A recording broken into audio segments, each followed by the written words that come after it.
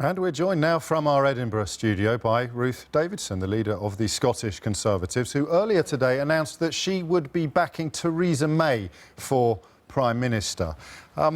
Michael Gove, Ruth, I know he's not the force that he was a fortnight ago, but he said that the successful candidate must be on the winning side of the argument. Theresa May wasn't. Gove's got a point, hasn't he?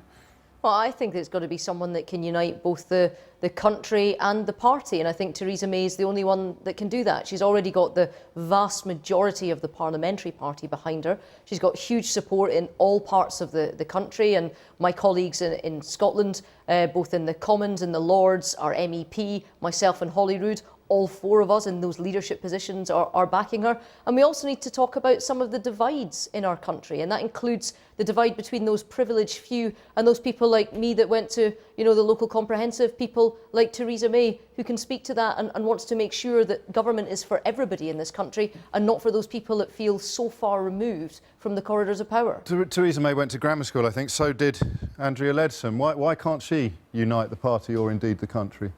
Well, I think there's going to be an awful lot of challenges that come up. This is not going to be an easy few years for whoever takes on the mantle in number 10. I'm going to have to... We haven't got a great deal of time. Why can't Andrea Leadsom unite the country or the Conservative Party? Well, we've already seen she hasn't got a plurality of the parliamentary party behind her. She hasn't got support within the parliamentary party up here in Scotland and in other parts of the country. But, I'm not here to criticise Conservative colleagues. It takes a lot of guts to put your name on a ballot paper. It takes a lot of guts to say that you want to lead. And I want to see, a big, broad debate happening right across the UK and all of the hustings that are planned for the two leaderships. It's right that our membership gets their say. But I think in terms of the person that's got the steel for the job, that can go eyeball to eyeball with Angela Merkel and Nicola Sturgeon, it can only be Theresa May. Very briefly, on the day that David Cameron resigned, who in your gut did you think would be the next Prime Minister?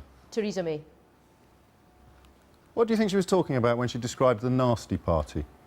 She was talking about the view that people used to have of us. She was talking about that when she was the chairwoman of the party. She's held a lot of big roles within our party, and she's done a lot of work within our country. I know when, anytime I wanted to call on her before the independence referendum to come up, whether that was to make speeches, to talk to some of Scotland's female businesswomen and entrepreneurs, to raise money, she was there in a heartbeat, anything that she could do. She's got a huge capacity for work. She's got all the leadership skills. She can see the way other people have looked at the Tory party and not like what they've seen, and they know the way in which she wants to change the party, so it's a party for everybody, not a party just for one section of society. Can you put some flesh on those bones for me? Give me an example of the sort of ideas or indeed ideologies that you would have filed under nasty.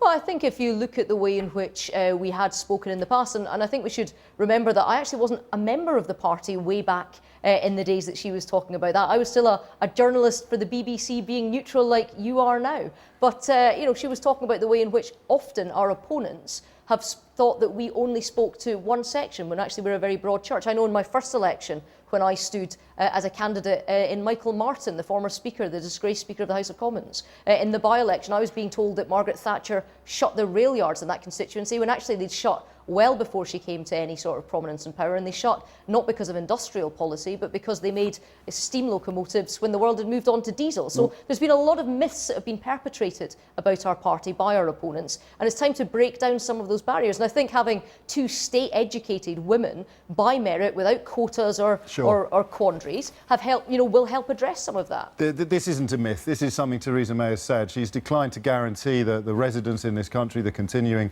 lives in this country of some 3 million EU migrants who are already here. Why do you think she did that?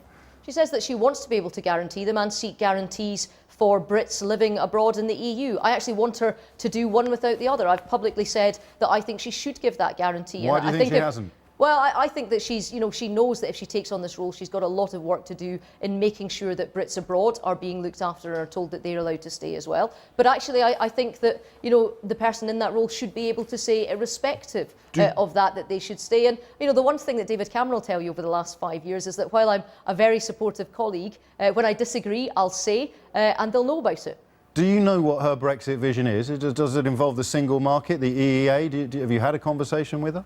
I have had a conversation with her, and I said that for me, what I want to see for Scotland is access to that single market. I think that's important for Scottish business. I think I want to see, it's important for lots of sectors. I also want to see passporting for our financial services, and I want to see the very best deal for Scotland's fishermen. There's a lot of sectors that have very specific interests, and we need someone who's a hard negotiator, who's tough, who's steely, who can go toe-to-toe with the big players in Europe, who already has contacts in Europe with all the interior ministers that, like Theresa May does. And while I think that Andrea Leadsom has a huge, bright future in the party and, has done incredibly well, I've been up against her in debates and she's a talented woman, I think it's someone that can hit the ground running on day one, and that can only be Theresa May. Hit the ground running, but not offer any meaningful reduction in immigration under that analysis.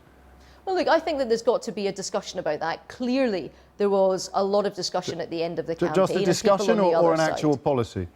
Well, look, I mean, I think that, there's going to have to be a lot of work done, not just on the framework that the UK government takes forward, what will the policy look like? Well, also on what is on the table from the other 27 nations. And, I don't think that you can criticise anybody that wants to assume the top job for wanting to, keep their cards close to their chest before they go over to Europe to negotiate. You'll forgive me for not having congratulated you sooner, Ruth, but you got engaged on the 23rd of May. Andrea Leadsom described herself today as unhappy with the legislation that would allow you to marry your girlfriend. How does that make you feel? Well, I have to say that I was a huge proponent of same-sex marriage. In fact, there's still parts of the UK where that's not permitted. I've been invited by Amnesty to go over and give the annual Pride lecture in Do you want to be Belfast part in August of a party to make sure. led by a woman who's unhappy about the fact that you can marry your fiancé in a church? Well, this is my party. I'm in the Conservative Party, and I'm very happy that there are people who've been huge proponents of it. And Theresa May was actually, even Lynn Featherstone, the Liberal Democrat minister who worked with her, we're talking said about the that candidate that isn't a huge supporter of it. I'm wondering how that makes you feel. Is it a crisis of conscience, a political crisis, or just water off a duck's back?